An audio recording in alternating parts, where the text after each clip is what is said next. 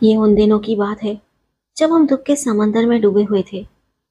میرے بہنوئی لالا نے ہمارے سروں پر ہاتھ رکھ کر کہا تھا کہ تم دونوں میرے لیے چھوٹے بہن بھائی کی طرح ہو۔ ماں باپ ہمیشہ کسی کے نہیں رہتے، اللہ کی مرضی۔ تمہاری والدہ کی اتنی ہی زندگی تھی، لیکن خود کو اکیلا نہ سمجھو، ہم تمہارے ساتھ ہیں۔ یہ کہہ کر وہ باجی صنم کو ہمارے گھر چھوڑ گئے۔ بیوی سے بھی کہا کہ صنم، جب ذرا ان کا غم ہلکا ہو جائے تو مجھے خط لکھ دینا، میں آ کر تم کو لے جاؤں گا۔ ابا جان ان دنوں سعودی عرب ڈیوٹی پر چلے گئے تھے۔ دلہا بھائی کے سرگودا جاتے ہی میرے چھوٹے بھائی وقار کو گردے میں تکلیف ہو گئی اور اسے اسپتال میں داخل کرانا پڑا۔ وقار کی دیکھ بھال اور اسے اسپتال میں کھانا پہنچانے کا مسئلہ تھا۔ ہماری پڑوسن خالہ بشیرہ بہت اچھی عورت تھی۔ امی کی وفات کے بعد وہ روز ہمارے گھر آتی تھی۔ وقار اسپتال میں داخل ہوا تو انہوں نے اپنے بیٹے ذیشان کی ڈیوٹی لگا دی کہ وہ صبح شام اسپتال کھانا پہنچائے گا۔ شان اس سے پہلے کبھی ہمارے گھر نہیں آیا تھا، نہ ہم نے کبھی اس سے بات کی تھی۔ وقار کو اسپتال داخل کرانے بھی وہی لے گیا تھا۔ اب کھانا لے جانے کو وہ روزانہ صبح شام ہمارے گھر آنے لگا۔ میں کچن میں ہوتی، جب تک کھانا تیار ہوتا وہ باجی کے پاس بیٹھ کر ان سے باتیں کرتا رہتا۔ میں تو اس کے سامنے نہیں جاتی تھی، باجی ہی اس کے ساتھ بات کرتی تھی۔ رفتہ رفتہ میرا حجاب کم ہونے لگا تو میں بھی باجی کے پاس بیٹھ جاتی۔ اس کی باتیں بہت دلچسپ ہوتی۔ اس کی گفتگو کا رخ زیادہ تر باجی کی طرف رہتا کیونکہ وہ شادی شدہ تھی۔ وہ مجھ سے ایک طرح سے دوری بنا کر رکھتا تھا۔ میں نے محسوس کر لیا کہ 2-4 دن میں ہی میری بہن کے انداز، لب و لہجے اور چہرے کے رنگ بدلنے لگے ہیں۔ اب وہ شان سے خاص ادا سے ملنے لگی تھی۔ میں ان کے اتوار دیکھ دیکھ کر پریشان تھی، مگر بڑی بہن ہونے کے ناطے ان کو کچھ کہہ بھی نہیں سکتی تھی۔ شان کو آنے میں ذرا جو دیر ہو جاتی، باجی کا حال بگڑ جاتا۔ جو ہی وہ دروازے سے نمودار ہوتا، ان کا چہرہ کھل اٹھتا تھا۔ کچھ دن تو میں یہ سب برداشت کرتی رہی، پھر جو ہی انہوں نے خلوتوں میں غلط انداز سے ملنا شروع کیا تو مجھ سے ان کا یہ طرز عمل سہنا مشکل ہو گیا۔ لیکن مجبوری یہ تھی کہ وقار کے آپریشن کے دوران شان نے راتیں جاگ کر اس کے سرہانے گزاری تھی، اور اب بھی دیکھ بھال کی ڈیوٹی شان اور اس کے دوست ہی دے رہے تھے۔ ہم تو ذرا دیر کو اسے دیکھ کر واپس آ جاتی تھی کیونکہ وہ مردوں کے وارڈ میں داخل تھا۔ ہم وہاں زیادہ دیر نہیں ٹھہر سکتی تھی۔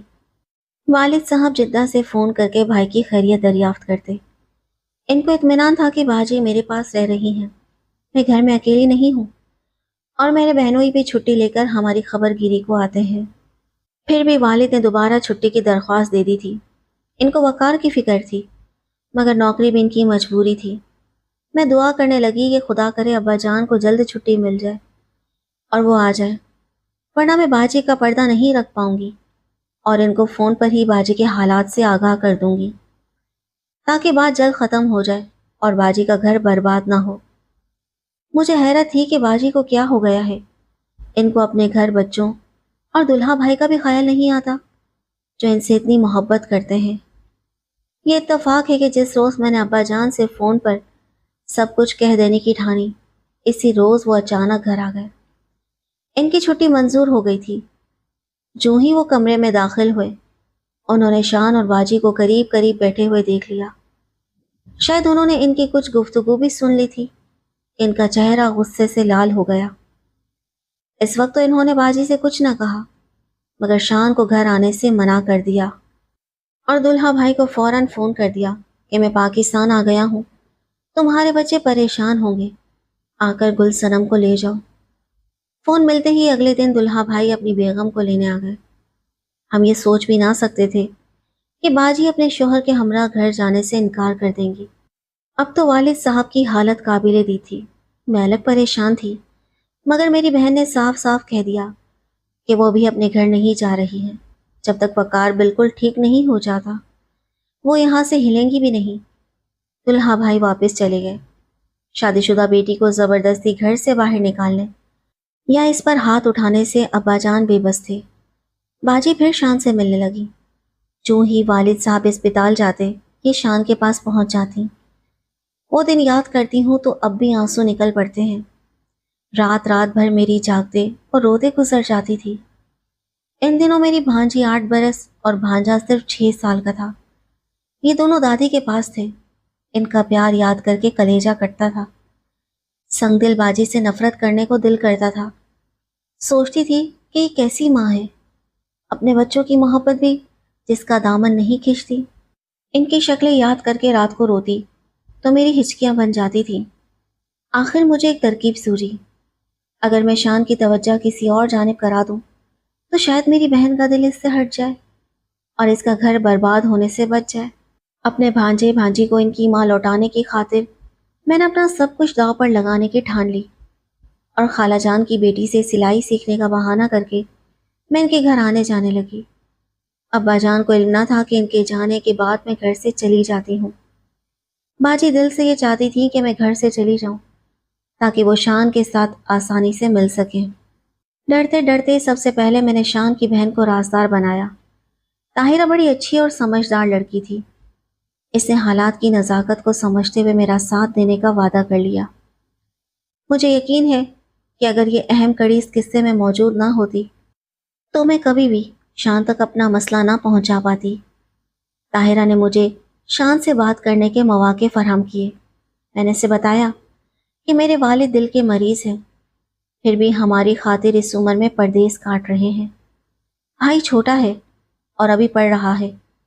खुदा ना ख्वास्ता अगर मेरे वालिद को बाजी की तलाक का सदमा पहुंचा तो वो इस सदमे से दुनिया से जा सकते हैं।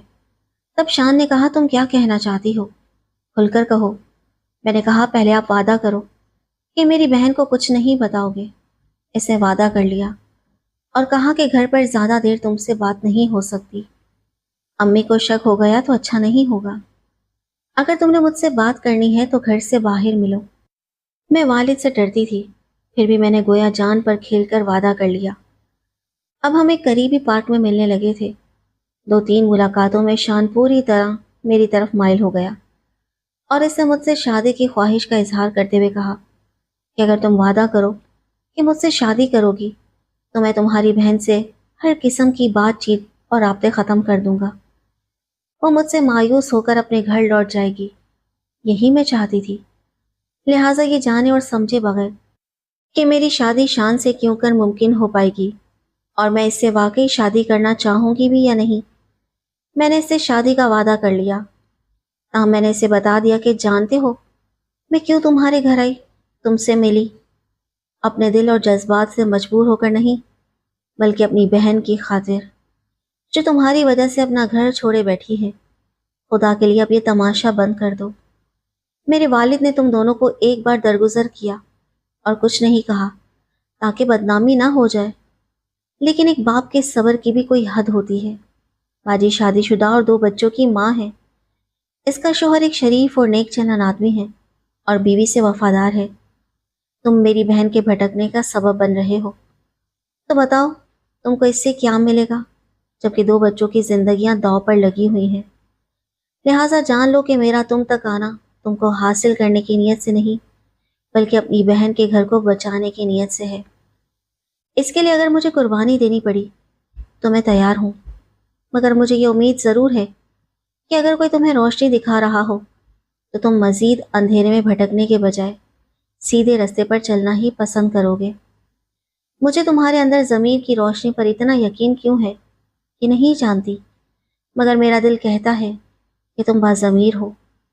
मेरी इस तकरीर पर वो मुस्कुरा दिया और कहा कि तुमने जो भी कहना है कहती रहो, मुझे तुम्हारी किसी दलील और तावील से कोई सरोकार नहीं। सच ये है कि मैं तुमको वाकई दिल से पसंद करने लगा हूँ, इसलिए कसम खाकर कहता हूँ कि आज से तुम्हारी बाजी मेरी बहन है। आइंदा मैं कभी इसके बारे में गलत नहीं सोचूंगा। मेरी इस बात की सदाकत की गवाही आने वाला वक्त देगा।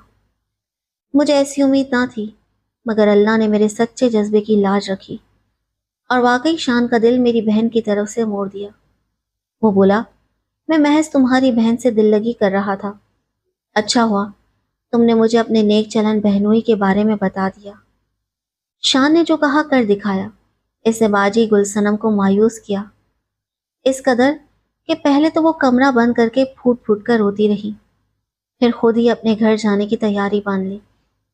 इनको ठुकराए जाने के बाद अपने घर اور شوہر کی قدر آئی اور اپنی غلطی کا احساس ہو گیا۔ شان نے باجی سے صاف کہہ دیا کہ تم اب گھر چلی جاؤ، تم نے طلاق لے بھی لی تو میں تم سے شادی نہیں کروں گا، کیونکہ جو عورت اپنے بچوں اور شوہر کی وفادار نہیں وہ کسی کی نہیں ہو سکتی۔ اس توہین پر باجی کے دل کو چوٹ لگی اور وہ دل ملا کر رہ گئی۔ واقعی عورتیں بعض اوقات عقل سے اتنی پیدل ہوتی ہیں۔ باجی کو شان سے ایسی توقع ہرگز نہ تھی۔ انہیں اس قدر جھٹکا لگا کہ بس دم نکلتے نکلتے رہ گیا۔ جب 2-3 روز خوب جی بھر کر رو لیں تو یکایک ان کے ذہن کی کایا پلٹی، جیسے کوئی حسین خواب ٹوٹ گیا ہو اور وہ حقیقت کی دنیا میں واپس آ گئی ہوں۔ انہیں اپنا گھر، بچے اور شوہر یاد آ گئے۔ انہوں نے ابا جان سے کہا کہ مجھے میرے گھر چھوڑنا ہے، اور یوں باجی ان کے ساتھ اپنے گھر چلی گئی۔ پھر میں نے بھی شان سے ملنا بند کر دیا، مگر اس نے اس بات کا برا نہ منایا، بلکہ اپنی والدہ اور بہن کو میرے رشتے کے لیے ہمارے گھر بھیج دیا۔